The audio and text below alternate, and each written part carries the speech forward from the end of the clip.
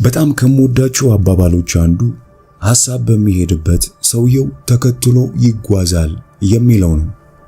ሐሳባችን የህይወት ጉዟችንን በመቀየስና ወደ ተወሰነ አቅጣጫን በማምራት ብሎም ህይወታችን ውስጥ የሚገኘውን ዕጣ ፈንታ በመወሰን እንደሚመራን ከልብ አምናለሁ። ሐሳባችን የተወሰነ አስተሳሰብና አተያይ እንዲኖረን ያደርጋል። በግንኙነት ላይ ተጽዕኖ ያመጣል። በግንኙነታችንና በሙያችን ውጤታማ እንሆን ዘንድ ይወስናል። የህይወታችንን አጠቃላይ በጎ ሁኔታ ይወስናል። የሐሳባችን ኃይል የቱን ያህል ብርቱ እንደሆነ በደንብ መገንዘብ አለብን። ከዛሬው መጽሐፍ ይህ እንዴት እንደሆነ እንዴትስ የሐሳባችንን ኃይል በቅጡ መጠቀምና ለራሳችን ጥቅም እንዴት ልናስገዛው እንደምንችል በስፋት እናያለን። አብረን እንቆይ።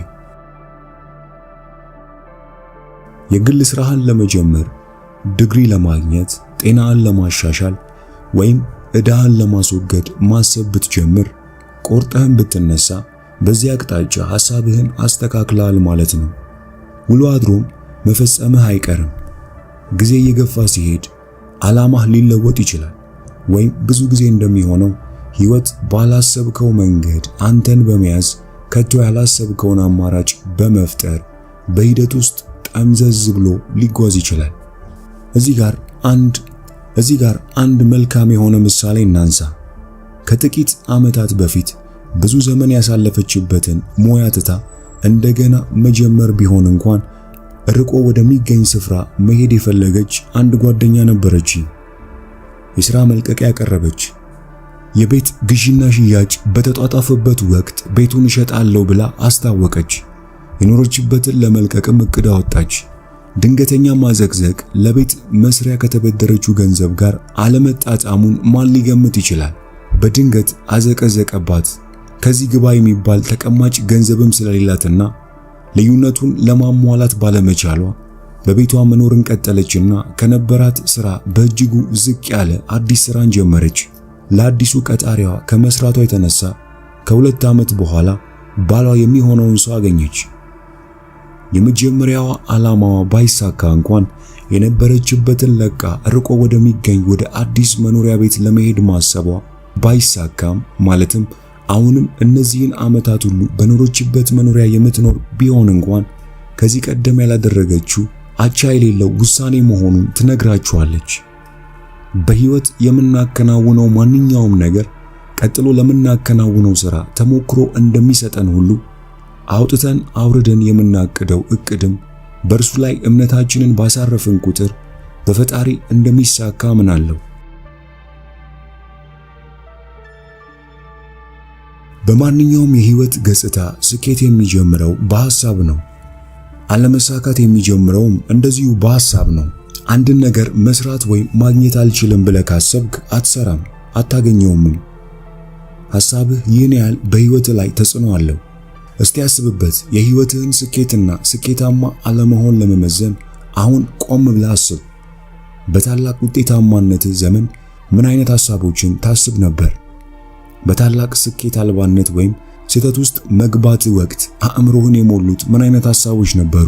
በህይወት ዘመን አእምሮህ ላንተ ወይም በአንተ ላይ እንዴት እንደሰራ ማየት ትችላለህን?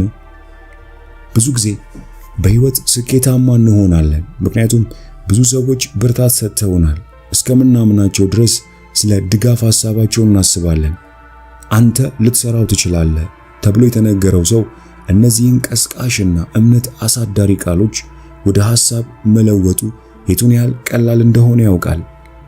አንተ ልትሰራው ትችላለህ የተባለው በልዩ ልዩ ስፖርታዊ ውድድር ውጤት ማግኘት፣ በፈተና ጥሩ ውጤት ማግኘት፣ በሥራ ማግኘት፣ በክብደት መቀነስ ወይም በቤት ግዢ ይሁን ወደ አደርገዋለሁ ሲለወጥ ይሳካል።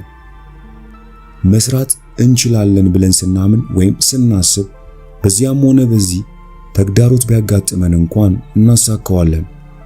አሉታዊ በሆነ መንገድ ስናስብና ምንም ነገር መስራት አንችልም ስንልም እንደዚሁ ነው። ከሌሎች ዘንድ የሚመጡ ተስፋ አስቆራጭ ቃሎችና ሐሳቦች ማለትም ጎበዝ አይደለሁም፣ ማራኪ አይደለሁም፣ ብሩህ አእምሮ የለኝም ወይም ታታሪ አይደለሁም የሚሉት ሳይታለም የተፈቱ ህልሞች ይሆናሉ። ለምን? ምክንያቱም በሐሳባችን ውስጥ ስር ስለሰደዱ ውሳኔ በምንሰጥበት ሂደት ውስጥ ተጽዕኖ ይፈጥራሉ። ብሎም ሐሳብ በሚሄድበት ሰውየው ተከትሎ ይጓዛል።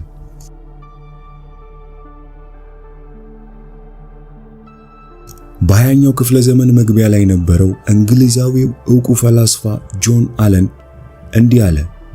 አንድ ሰው ያገኘው ውጤት ወይም ሳያገኘው የቀረው ውጤት የሐሳቡ ቀጥተኛ ውጤት ነው። አስተሳሰባችን ከምንገምተው በላይ በከፍተኛ ደረጃ ኃይል ያለው ነው። ሐሳባችን ደግሞ በአዎንታዊ ወይም በአሉታዊ መልኩ ይሁን በየትኛውም የህልውና ገጽታችን ላይ ተጽዕኖ አለው።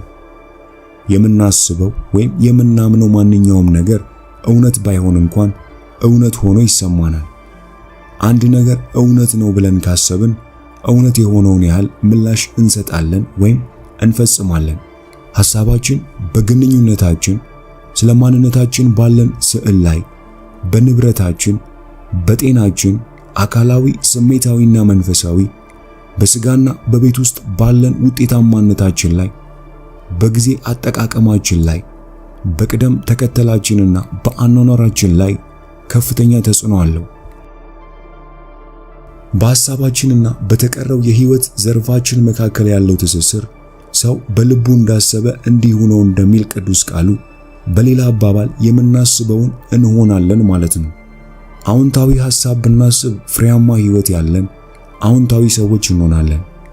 በአንጻሩም አሉታዊ ሐሳብ ብናስብ ደስታ ወይም ስኬት የሌለን አሉታዊ ሰዎች እንሆናለን። የፈለግነውን ሐሳብ ወደ ህልውና እናመጣለን እያልኩ አይደለም። ይህ አይነቱ የሐሳብ ኃይል አተያይ ቅዱሳዊ ነው። የሰብአዊ አመለካከት ሰውን ማዕከል ያደረገ ፍልስፍናም ነው። ሐሳብ ኃይል ያለው የመሆኑን ጉዳይ ማወቅ ግን የሰብአዊ አመለካከት ገንዘብ አይደለም። ሐሳባችንን ካልለወጥን ወይም ሐሳባችንን ከመለወጥ ደረጃ ላይ እስካልደረስን ድረስ ህይወታችንን መለወጥ አይቻልም። ሰዎች ሐዘንተኞች ወይም ሐሳባችን ያልተሳካልን ሰዎች ነን ሲሉ የሚገለማ ህይወት የሚገለማ ሐሳብ ውጤት ነው እላለሁ። ብዙ ጊዜ እነዚህ ሰዎች ሐሳባቸውን የመምረጥ ችሎታ ያላቸው መሆናቸውን አይገነዘቡም። ምርጫ ማካሄድ ደግሞ በህይወታቸው ላይ ለውጥ ያመጣል። በእርግጥ በጣም ጥቂት ሰዎች ሐሳባችንን የመምረጥና ማሰብ የምንፈልገውን የመወሰን መብት ያለን መሆናችንን ይገነዘባሉ። ብዙዎቻችን ጠላታችን ሰይጣን ያለ መሆኑን ልብ ሳንል ወደ አእምሮአችን በመጣው ጉዳይ ላይ እናወጣለን እናወርዳለን። አእምሮአችን መታደስ አለበት። የአንድ ሰው የልብ ዕቅድ ንጹህ ሊሆን ይችላል። አእምሮ ግን ገና ግራ እንደተጋባ ነው። በአእምሮአችንና በአስተሳሰባችን ሙሉ በሙሉ በመታደስ መለወጥ እንዳለብን አጽንኦት ልሰጥ እፈልጋለሁ። ይህ እውን የሚሆነው ፍጹም በሆነ ትጋት ባለበትና ሙሉ በሙሉ በሆነ በፈጣሪ መታመን ነው። ትክክለኛ ሐሳብን መምረጥ ሁልጊዜ ቀላል አለመሆኑን በደንብ እገነዘባለሁ። በህይወቴ ላይ ሆኖ የማያውቀው አዲስ ምዕራፍ የተከፈተው ሐሳቤን የመቆጣጠር ችሎታ ያለኝ መሆኑን በመጨረሻ ስገነዘብ ነው። ከቶ አጋጥሞኝ የማያውቀው ተግዳሮት ያጋጠመኝም አስተሳሰቤን መለወጥ እንደምችል በመገንዘብ አስተሳሰቤን በመለወጥ ረገድ ነው። አንዳንድ ጊዜ በትክክል ማሰብ ጦርነት መግጠም ይመስላል። በእርግጥም ጦርነት መግጠም ነው። ይህ የሆነውም አእምሮ የጦር ሜዳ በመሆኑ ነው። በህይወት ውስጥ የምናሸንፍበት ወይም የምንሸነፍበት የጦር ሰለባዎች ወይም ድል ነሺዎች የምንሆንበት ስፍራ ነው አእምሮ።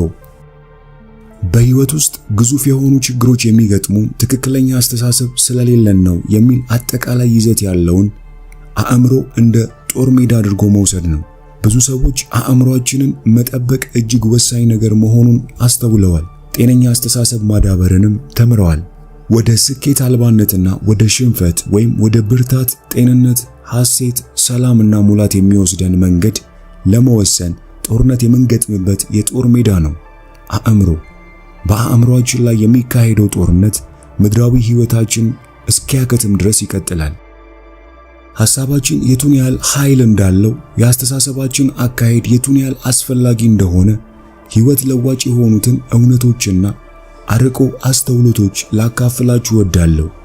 ለአካላዊ ለአእምሮአዊና ለስሜታዊ ጤንነታችሁ እንዲሁም ለመንፈሳዊ እድገታችሁ ሐሳባችሁ የቱን ያህል ዋጋ እንደሆነ ልታስተውሉ ይገባል። ቅዱስ የሆነ አዎንታዊ አስተሳሰብ የቱን ያህል ወሳኝ እንደሆነ ሕይወትን ወደ ተሻለ አቋም ለመለወጥ ብሩህ የመሆኑን እውነት አመለካከት እንዴት እንደሚዳብርና እንደሚጠቅም ወይም እንደሚያዝ ማወቅ አለባችሁ። በአእምሮአችሁ ውስጥ ስር እንዲሰዱ የምትፈቅዱላቸው ሐሳቦች በዕለት ተዕለት ሕይወታችሁ የምትተገብሯቸው ከሆነ ሕይወታችሁን ስር ነቀል በሆነ መልኩ ሊለውጡ የሚችሉትን እውነቶች አውቃችኋል ማለት ነው። በመጨረሻም የዚህ ቪዲዮ ዓላማ ማንበብ የምትችለውን በአእምሮ ታችኛው ክፍል መሳቢያ ውስጥ የምታስቀምጠውን መልካም ንግግርን መስጠት አይደለም። ዓላማዬ ሕይወትህን ትለውጥ ዘንድ ማገዝ ነው። ሕይወትህን የምትለውጥበት ብቸኛ መንገድም አስተሳሰብህን መለወጥ ነው። ማሰብ የምትችላቸውን 12 እጅግ አስፈላጊ የሆኑ ስልቶችን ላካፍል እወዳለሁ። እነዚህ ሐሳቦች አሁን ከምታስበው ሐሳብ ጋር ላይጣጣሙ ይችላሉ። እነዚህን ሐሳቦች አዲስ የተደላደለ ሐሳብን ለመመስረት አእምሮህን ለመጠቀም ልትጠቀምባቸው ትችላለህ። በፍጥነት እውን መሆን የማይችል አዲስ አእምሮአዊ ልማድ ያስፈልግ ይሆናል። አእምሮህን ለማደስ ታጥቀ ብትነሳ ግን እውን ሊሆን ይችላል። ከዚህ ላይ በቀሩት 12 ሐሳቦች ልትጀምር ትችላለህ። ከዚያም በማሳደግና በማዳበር አዲስ አስተሳሰብህን ልማድ በማስተካከል ፍጹም በማድረግ በሕይወት ዘመን ሁሉ ልትቀጥል ትችላለህ። 12ቱ የአእምሮህን አድሰው መርሃ ግብሮች እነዚህ ናቸው። የሚያስፈልግህን ሁሉ ፈጣሪ ሰጥቶሃል። ፈጣሪ ያለ ቅድመ ሁኔታ ይወድሃል። በፍርሃት መኖር አቁም። በቀላሉ መከፋት አቁም። ሰዎች ይወዱሃል፣ እነርሱንም መርዳት ደስ ያሰኝ። በፍጹም ልብ በፈጣሪ ላይ ታመን። መጨነቅ አያስፈልግህም። እርካታ አለኝ፣ ስሜቴም የተረጋጋ ነው በል። ፈጣሪ የሚያስፈልግህን ሁሉ በልግስና ያሟላልሃል። ከፈጣሪ ከራስህና ከሌሎች ጋር ያለህን ሰላም ጠብቅ፣ ተከታተል። አሁን ላይ ኑር። በእያንዳንዱም ዕለት ደስ ተሰኝ። ስርዓት ያለውና ራሱን የሚገዛ ሰው ሁን። በሕይወትህ ሁሉ ፈጣሪን አስቀድም። ከዛሬው የመጽሐፍ ቅምሻ ያየነው ሐሳብ እንዴት ነበር? የትኛውስ ሐሳብ ተመቻችሁ? ኮሜንት ላይ ጻፉልኝ። ይህንን መጽሐፍ ሙሉውን በአማርኛ የምትፈልጉ ብቻ ከታች ባለው የቴሌግራም ሊንክ አድራሻ ልትጽፉልን ትችላላችሁ።